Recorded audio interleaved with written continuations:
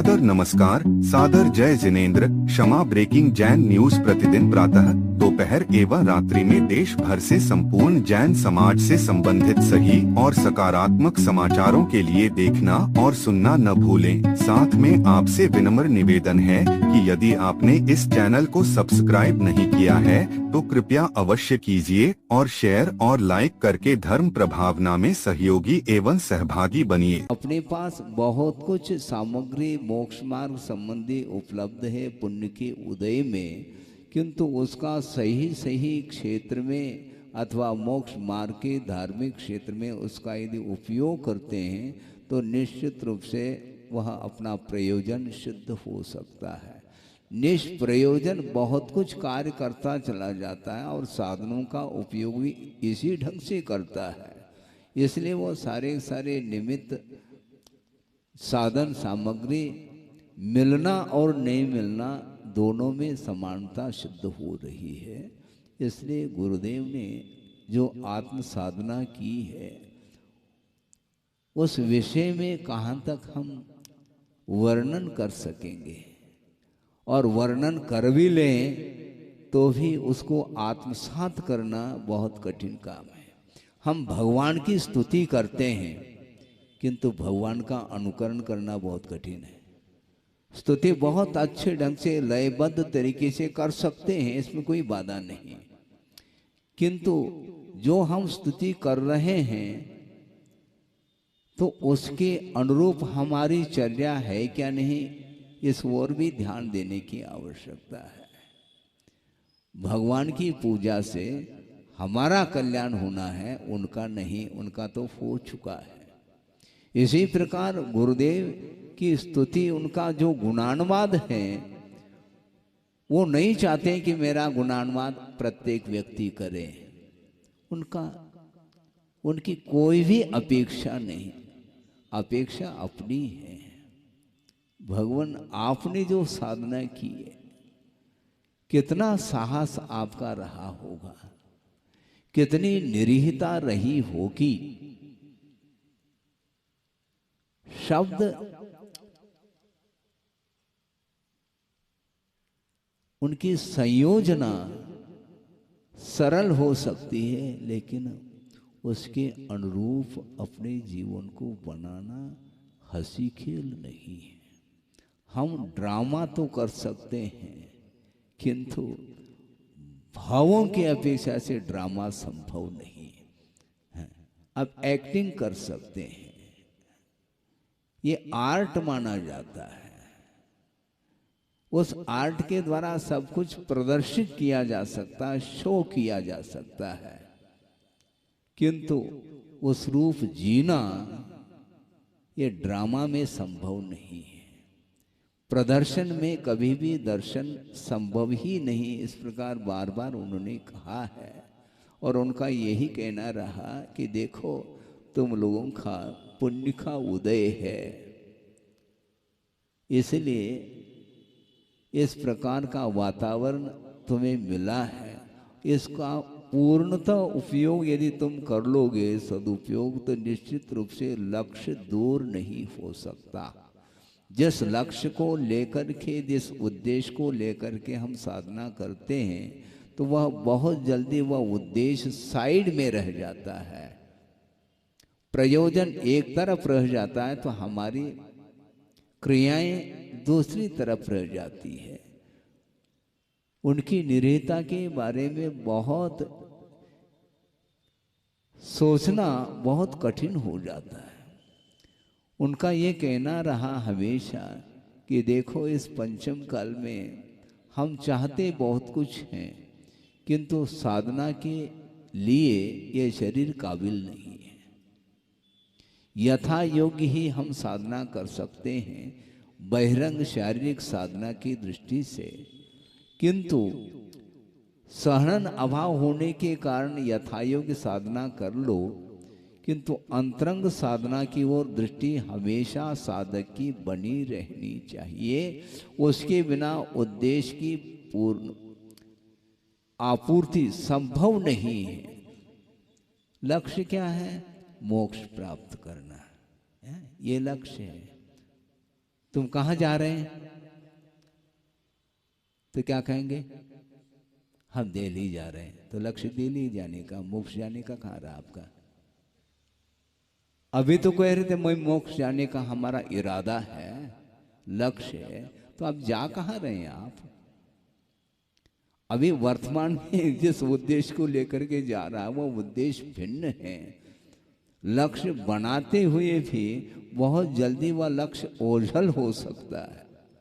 प्रति समय वह लक्ष्य बना रहे, आपका उपयोग केंद्रित रहना चाहिए। अन्य जितने भी कार्य हैं, सांसारिक कार्य, वह गौण रूप से ही करना चाहिए, उसमें प्राथमिकता उसके लिए नहीं। हम अपने उद्देश्य को सिद्ध करने के लिए कहीं जाते हैं और बीच में यदि मान लो जनालय मिल जाता है तो ढोक भी देते हैं और चले जाते हैं। लेकिन मंदिर जाने की प्राथमिकता आपकी रही नहीं है। बीच में मंदिर मिल गया है तो ठीक है, नहीं जाएंगे तो अच्छा, नहीं अभी नहीं हो जाएगा। अच्छा, भगवान बुलाते नहीं क्या, भेजते क्या करते हैं? वो आपकी प्रतीक्षा नहीं करते। कभी भी भगवान भक्त की प्रतीक्षा नहीं करते। भक्त की प्रतीक्षा करने वाला भगवान हो ही नहीं सकता है। इसीलिए शिष्य की प्रतीक्षा नहीं करते गुरु कभी भी। वो कभी बुलाते नहीं, न भेजते हैं। किंतु जो आत्म कल्याण करना चाहता है तब भी वह बार बार उसका परीक्षण करके फिर उसके लिए संबोधित करते हैं।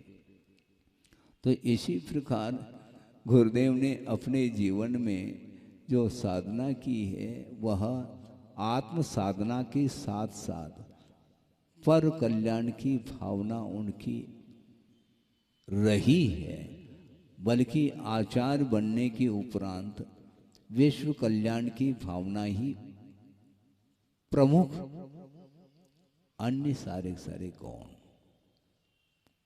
क्योंकि वह पद इसलिए लिया गया है, मोक्ष पद प्राप्त करने के लिए ये बीच के जो पद हैं इनकी आवश्यकता नहीं पड़ती। आत्म साधना के लिए इन पदों की कोई आवश्यकता नहीं होती। वह एकांत में रह करके आत्म साधना के माध्यम से वह गंतव्य को प्राप्त कर सकता है, करता है। किंतु जो मुमुक्षु भव्य जीव है, जिस प्रकार हम अपने गुरु के शरण गए हैं उसी प्रकार वह शरण लेना चाहता है, शरण लेने के लिए आ रहा है, तो उसकी उपेक्षा नहीं की जा सकती। उसके लिए भी मार्ग प्रशस्त करने का एक दायित्व रहता है, कर्तव्य रहता है। उस कर्तव्य को वो करते हुए अपनी साधना निरंतर करते रहे। इसलिए उनका ये कहना रहा कि देखो वर्तमान में पंचम काल है और दीर्घ सहन का अभाव है। इसीलिए एक बार शुद्धि कर रहे थे आचार्य महाराज, आहार चर्या के लिए उठना था और उनके पास दो चार महाराज भी कर रहे थे। उस समय उन्होंने अपने भाव प्रकट किए कि देखो, कहाँ तो चतुर्थ काल में बड़े बड़े तप करने वाले साधक होते थे। कोई 4 महीने के लिए उपवास कर रहा है, कोई 6 महीने के लिए कर रहा है, कोई 2 महीने के लिए कर रहा है। आज वर्तमान में इस प्रकार की साधना संभव नहीं है। तो करना क्या है? करना कुछ नहीं, प्रतिदिन भी उठना पड़े तो उठें, लेकिन मन से न उठे।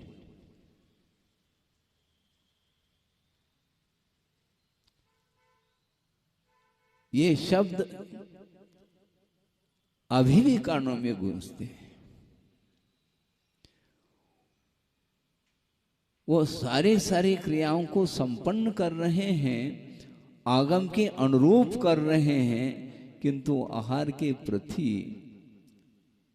कोई भी भाव नहीं है। उनका ये कहना रहा कि दीनहीन भी नहीं बनना।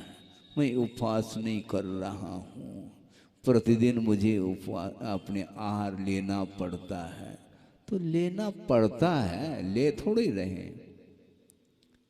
अनशन और अनेशन ये दो शब्द हैं। अनशन का अर्थ ये होता है 4 प्रकार के आहार का जो परित्याग होता है उसका नाम अनशन है। और अनेशन का अर्थ इच्छा का अभाव, येशन का अर्थ इच्छा, और न येशन इति अनेशन। अनशन करने की क्षमता नहीं है, कोई बाधा नहीं, उसमें ज़्यादा विकल्प नहीं करो, किंतु अनेशन को ध्यान में रखो। आहार के प्रति इच्छा नहीं होनी चाहिए।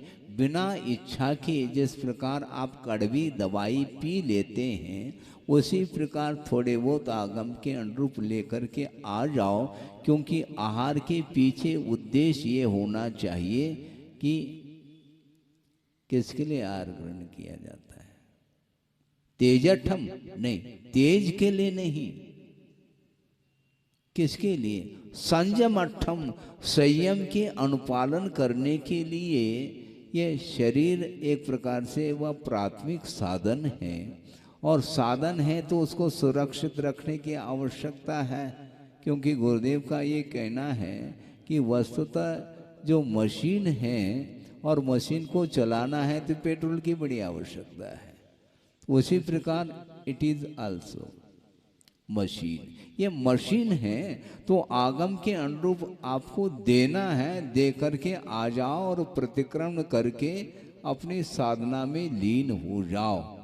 यही एकमात्र उद्देश्य रहता है। उनका ये कहना था मन से नहीं उठना, उसके प्रति कोई चाव नहीं। हाँ, भक्ति के लिए तो चाव शक्ति से, चाव भक्ति से। मन को, अपने मन को निर्मल करने के लिए कहा जा रहा है।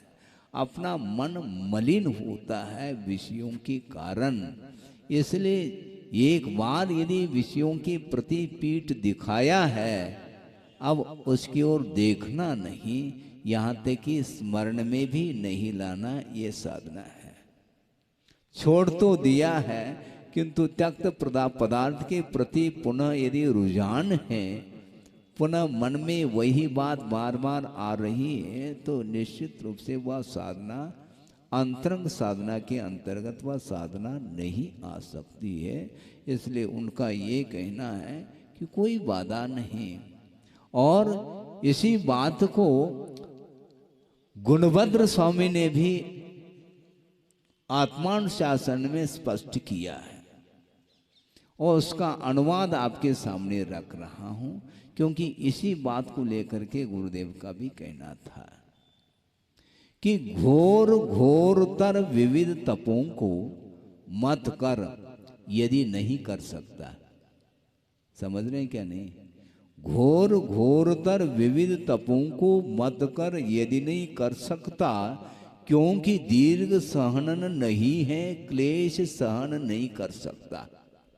यहां तक तो ठीक है, किंतु मन निग्रह कर कषाय रिपु पर विजय प्राप्त यदि नहीं करता, विज्ञ कहे तब यही अज्ञता, मैं समझूं ये कायरता।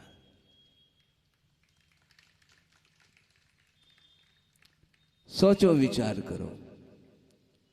बाहुबली तो कोई हर व्यक्ति बन नहीं सकता, वृषभनाथ तो हर व्यक्ति बन नहीं सकता। बाहुबली 1 साल तक उपवास करके, हालांकि संकल्प तो 6 महीने का होता है, उसके बाद फिर लिया होगा, ये अलग विषय है कि अखंड 1 साल तक वो उपवास रहे और एक ही स्थान पर खड़े रहे। वचन गुप्ती भी है और काय गुप्ती भी है, किंतु मन गुप्ती की आवश्यकता है। तो इस प्रकार बड़े बड़े तप आदि हम नहीं कर सकते, कोई बाधा नहीं, किंतु मन को एकाग्र बना करके कषाय रूपी शत्रु पर जो विजय प्राप्त नहीं करता है, उससे बढ़कर के और कोई अज्ञ नहीं है। वह विज्ञ कहाँ हो सकता है, और वह उससे बढ़कर के और कोई भी कायर व्यक्ति नहीं है। मन को संयत बना करके कषाय के ऊपर विजय प्राप्त करने का यदि संकल्प नहीं है तो वह साधना कौन सी है। वह पूर्व कोटि तक भी कर ले, कोई बाधा नहीं, किंतु उसे केवल ज्ञान नहीं हो सकता। केवल ज्ञान जो होगा वह अंतर मुहूर्त में ही होना है। उसकी पूर्व भूमिका में इतना समय लग रहा है, अलग विषय है। तो परिणामों को निर्मल बनाने के लिए बार बार संघ के लिए वो संबोधित करते थे, और वो आज हमारे बीच में रहे नहीं, किंतु उनकी वाणी अभी भी गूंज रही है। इसलिए अपने बीच में वो हैं, और निरंतर वो परोक्ष रूप से हम लोगों के लिए संबोधित कर रहे हैं। उनके संबोधन को जो सुनने के लिए जिसके कान हैं वही सुन सकता है, और संबोधित करने के उपरांत भी उनकी वाणी की उपेक्षा जो करता है उसके लिए कोई भी क्या, उपेक्षा के दो अर्थ हैं। लौकिक क्षेत्र में उपेक्षा का अर्थ इग्नोर करना होता है, और परमार्थ क्षेत्र में उपेक्षा का अर्थ चारित्र कहा, अर्थात विषयों के प्रति जो उपेक्षा का भाव है वही चारित्र माना जाता है, वही चारित्र है।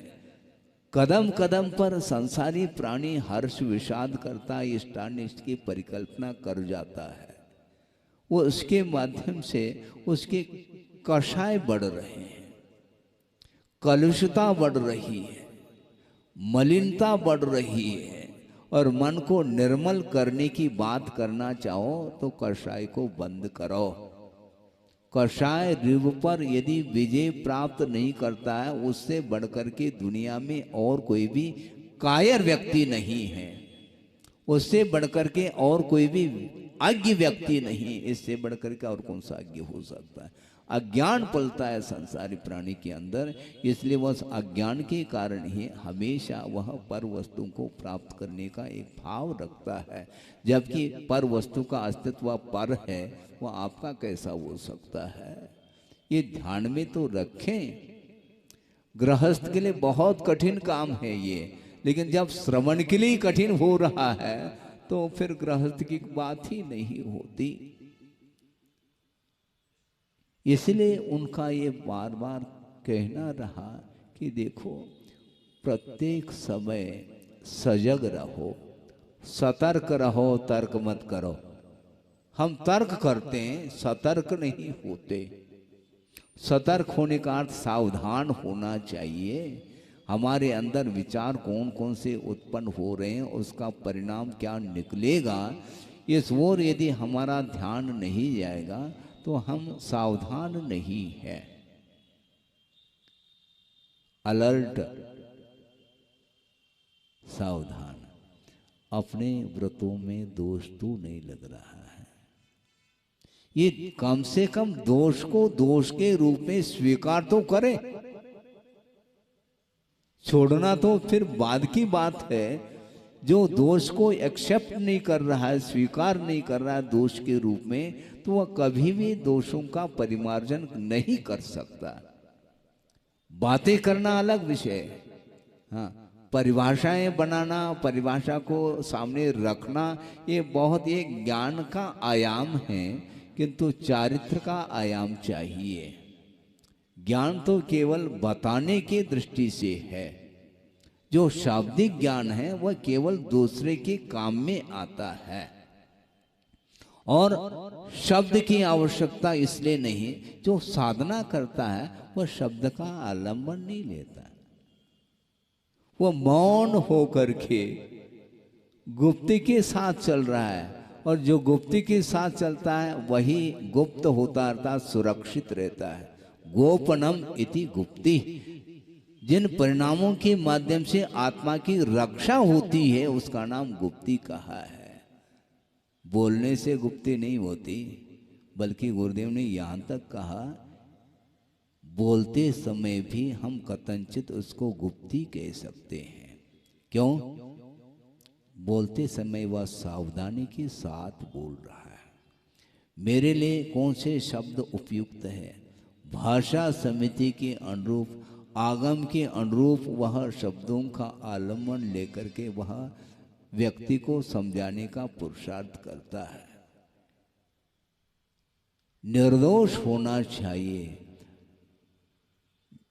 निर्वद्य, आप सुन रहे हैं, निर्वद्य ग्रंथ अर्थ उभय प्रदानम वाचना। चलन में वाचना का अर्थ पढ़ना, पढ़ने के अर्थ में नहीं लेना, किंतु वो देने के अर्थ में वाचना शब्द का प्रयोग किया पूज्यपाद स्वामी ने। निर्वद्य का अर्थ आगम के अनुरूप हित मित वचनों का आलम्बन लेकर के वह शब्द अर्थात ग्रंथ अर्थात वह शब्द दे देता है, और अर्थ भी प्रासंगिक अर्थ देता हुआ वह दूसरे के सामने उसको प्रदान करता है। और उभय अर्थात दोनों भी, इसको बोलते हैं वाचना।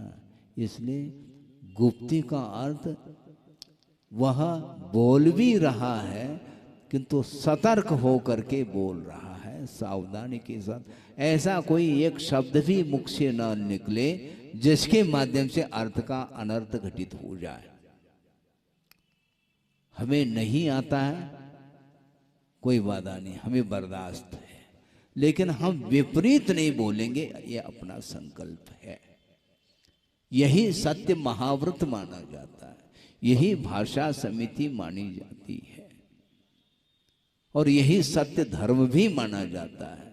हम सत्य धर्म की आराधना करें और कदम कदम पर अस्तित्व का सहारा लें, ये होता नहीं इस प्रकार है। इसलिए गुरुदेव का कहना है कि ज़्यादा बहिरंग साधना नहीं कर सको कोई बाधा नहीं, किंतु अंतरंग साधना की ओर निरंतर जिसकी दृष्टि रहती है वह बहुत जल्दी अपना भी कल्याण कर सकता है, और दूसरे की यदि क्षमता है तो उसका भी कल्याण उसके द्वारा हो सकता है। इतना होने के उपरांत भी उनके अंदर इतनी निरीहता, इतनी लघुता है, तभी वो गुरु बने। ये ध्यान रखो, जो गुरु बनने की इच्छा रखता है वह कभी भी गुरु न बना न बनेगा। हाँ, गुरु का अर्थ भारी भी होता है, हाँ, किंतु यहाँ पर भारी के अर्थ में नहीं, किंतु संभालने की क्षमता जिसके अंदर है वह गुरु माना जाता है। जो स्वयं विषय और कषायों से निर्लिप्त है उसके वचन ही आपके लिए भारी पड़ेंगे, वह गुरु वचन माने जाते हैं। इसलिए परोक्ष में भी जो गुरु के वचनों को आत्मसात करता है वह परोक्ष में भी प्रत्यक्ष वह दर्शन करने का पुरुषार्थ कर रहा है। उसके लिए प्रत्यक्ष दर्शन हो रहे। प्रत्यक्ष का अर्थ क्या है? जो भीतर से दर्शन करता है वह प्रत्यक्ष माना जाता है, भले वह गुरु परोक्ष हो। हाँ, वह हृदय से आराधना कर रहा है, स्मरण कर रहा है, उसके माध्यम से कर्मों की निर्जना और साथ से पुण्य का संचय नहीं चाहते हुए भी होगा। हम चाहते ज्यादा है, करते कम है। हाँ, ये ठीक नहीं। तो उन्होंने जो साधना की उसको हम याद कर रहे हैं, करना बहुत शेष है, कुछ किया ही नहीं। हाँ, कुछ कह रहे हैं? हाँ, उन्होंने जो किया है उनकी स्तुति भी करना हमारे लिए कठिन हो रहा है। इतने गुण हैं, जीवन भर भी उनका गुणानुवाद करें तब भी उनके गुण समाप्त नहीं होंगे, और वहां तक पहुंचना तो बहुत कठिन काम है। लेकिन श्रद्धान के साथ यदि चलेंगे तो निश्चित रूप से वहां तक आप पहुंच सकते हैं। ऐसा उनका ही उपदेश रहा है, उनके उपदेश को आप कदम कदम पर पल पल उसको आत्मसात करते हुए यदि उनको याद करते हैं तो हमारा कल्याण दूर नहीं है। भले ही समय ज़्यादा लगे, इससे हमें कोई प्रयोजन या विकल्प नहीं है, किंतु मार्ग सही होना चाहिए। पटरी से नीचे उतरे नहीं तो मार्ग समाप्त हो गया। पटरी पर चलो, हाँ, भले स्लो स्लो चलो, हाँ, स्लो चलो लेकिन फ्लो चलो, रुकना नहीं, धीरे धीरे चलो, रुकना नहीं हमें। उसमें संतति कंटिन्यूटी बनी रहे। भले आपके कदम धीरे धीरे बढ़ रहे हैं लेकिन लक्ष्य तक हमें पहुंचना है। विलंब हो सकता है लेकिन पहुंचना हमें वहीं पर है। कोई 1 घंटे में पहुंचता है, कोई 24 घंटे में पहुंचता है, इसमें क्या दिक्कत है? पहुंचना तो उनको वहीं पर है, किंतु साइड की ओर दृष्टि न रखें, इनसाइड, आउटसाइड नहीं है। हम बाहर देखते हैं ज़्यादा, इनसाइड नहीं, भीतर देखने का हम पुरुषार्थ करते ही नहीं। इरादा हो तो करें, संकल्प क्या है, लक्ष्य क्या बांधा है, जिस लक्ष्य को लेकर के आप चल रहे हो वो लक्ष्य हमेशा ध्रुव लक्ष्य होना चाहिए, अध्रुव नहीं होना चाहिए। हाँ? उनका यही कहना, लक्ष्य ध्रुव रहना चाहिए, विलंब अलग वस्तु। इसलिए 1000 साल लग गए वृषभनाथ भगवान को, किंतु उनका ध्रुव लक्ष्य एक ही रहा, इसलिए वहाँ तक वो पहुँच गए। इसी प्रकार गुरुदेव का हम लोगों के लिए मार्गदर्शन पल पल पर रहा है और अभी भी है। उन्होंने कहा है सावधानी के साथ चलना है। चलना यह चारित्र है और सावधानी के साथ चलना संयम है। सावधानी का नाम संयम और चलने का नाम चारित्र। आप धीरे धीरे चलो किंतु सावधानी के साथ चलो। हाँ, बिना ब्रेक की गाड़ी ठीक नहीं, कहीं भी किसी भी पल में, जैसा आप बोलते हैं ना, किसी भी पल में वैराग्य उपज सकता है। तो सावधानी नहीं है तो किसी भी पल में वह वैराग्य समाप्त हो सकता है।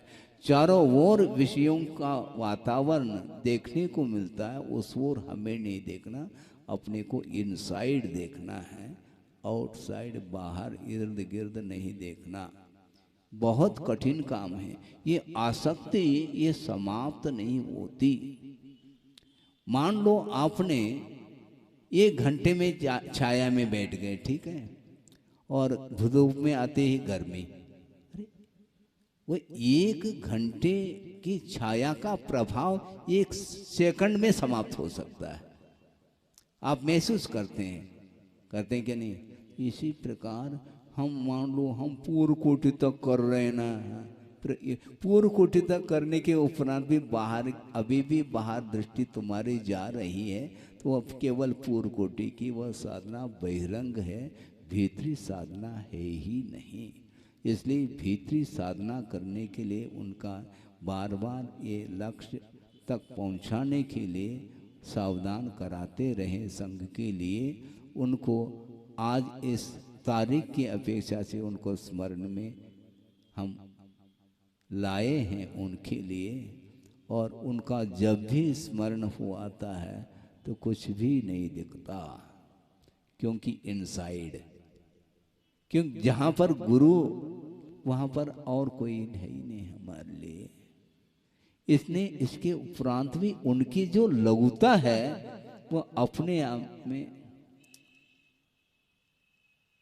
उन्होंने, मुझे ऐसा लगता है इतने साल तक 54 या 55 है, 54 साल पूरे हो गए, 54 साल तक उन्होंने आचार्य पद पर आरूढ़ हो करके उन्होंने मार्ग दिखाया है। इसके बाद भी उनका ये कहना है ये सामने वाले का पुण्य है, हम केवल निमित्त है, हम केवल निमित्त है। सामने वाला पुण्य लेकर के आया है, इसलिए उसने अपनी योग्यता के अनुरूप किया है, ये निमित्त फल है। ये इतनी सरलता और इतनी निरीहता लघुता का ये जो पाठ है अन्यत्र नहीं मिल सकता। उन्होंने महसूस नहीं किया कि मैं आचार्य हूं, हाँ? क्योंकि उनका ये भाव है कि आखिर अनुशासन का अर्थ क्या होता है। पीछे पड़ने का नाम अनुशासन थोड़ी।